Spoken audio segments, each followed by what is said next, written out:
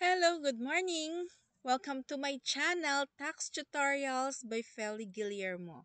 Ang ating video ngayon ay tungkol sa pag-file ng EBIR Form 2551Q Quarterly Percentage Tax para sa mga self-employed individuals. Okay. May video na ako kung paano mag-download and mag-install ng EBIR Form Package 7.9.4.1. Yan yung latest version. Kaya panoorin nyo na lang po. Dito na tayo. Buksan na natin yung BIR forms.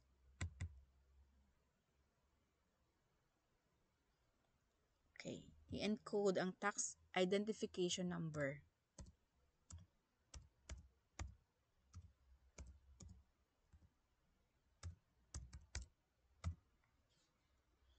Ang RDO code, ang iyong line of business. Makikita yan sila sa iyong Certificate of Registration or yung BIR Form 2303.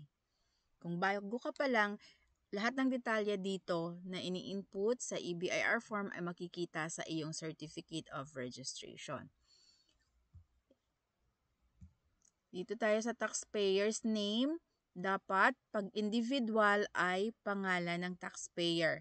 Last name, first name, and middle name.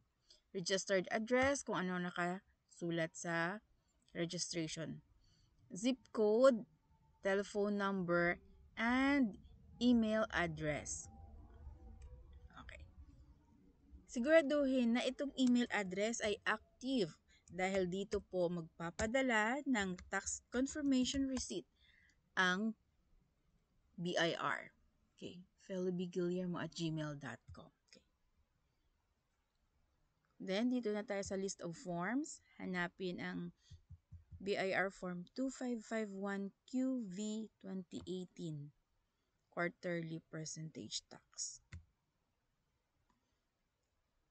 Click itong button. Fill up. Okay. Kailangan po i-confirm ang taxpayer identification number and email address. Type ko ulit.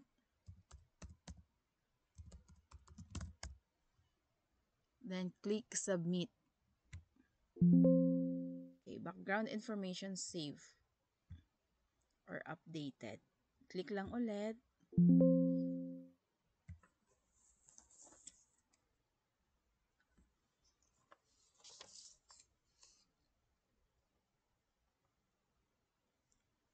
Okay.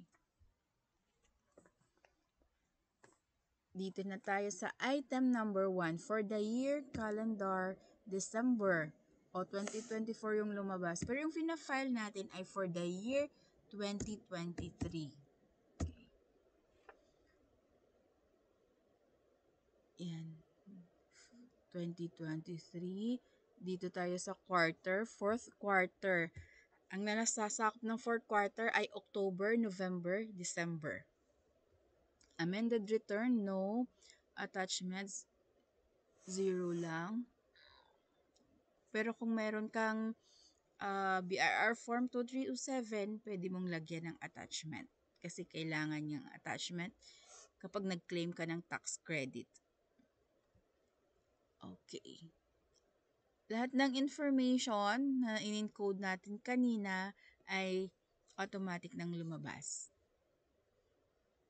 Kung first time mo palang mag-file ngayong fourth quarter, halimbawa nag-register ka lang noong October, November, or December, basta sa quarter na yan, sa last quarter ng 2023, pag first time mo palang mag-fill up ng 2551Q, i-click mo itong graduated rates.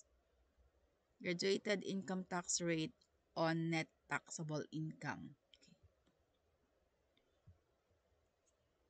Dito na tayo sa total tax payable. I-click itong item.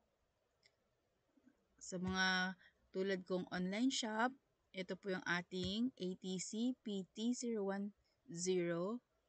Then, dito natin ilalagay yung gross sales. Makikita ito sa iyong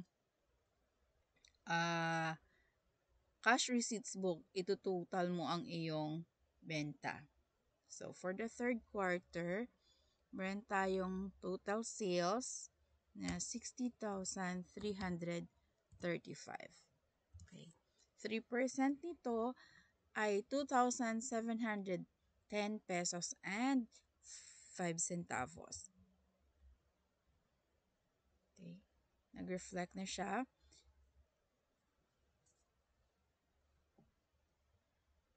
Kung meron kayong 2307, BRR Form 2307, creditable percentage tax withheld, pwede ditong ilagay. Magiging kabawasan siya sa babayarang quarterly percentage tax. Kung wala naman, as is lang. So, itong ating quarterly percentage tax, ang deadline ng payment nito ay sa January 25, 2024. Pwede tayong magbayad sa MYEG, sa Paymaya, at sa iba pang bangko na tumatanggap ng tax payments. Meron naman dyan mamaya sa website ng BIR. Pwede nyo i-check kung anong mga banks ang tumatanggap. Okay, save natin to. Then, click validate. Validation successful. Click OK. Submit final copy. Click OK. Then, mag-agree sa EBIR Forms Revised Terms of Service Agreement. Click OK. Dapat nakakonect po sa internet para ma-send or ma-submit online ang BIR Form 2551Q 2018. Tapos may maglalabas siyang message na submit successful.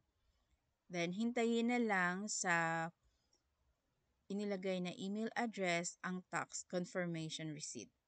Papakita ko rin yung sample ng tax return receipt confirmation.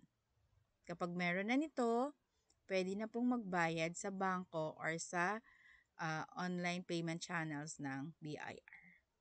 Okay guys, sana may natutunan kayo sa video ko ngayon. Maraming salamat po sa panunood. Bye!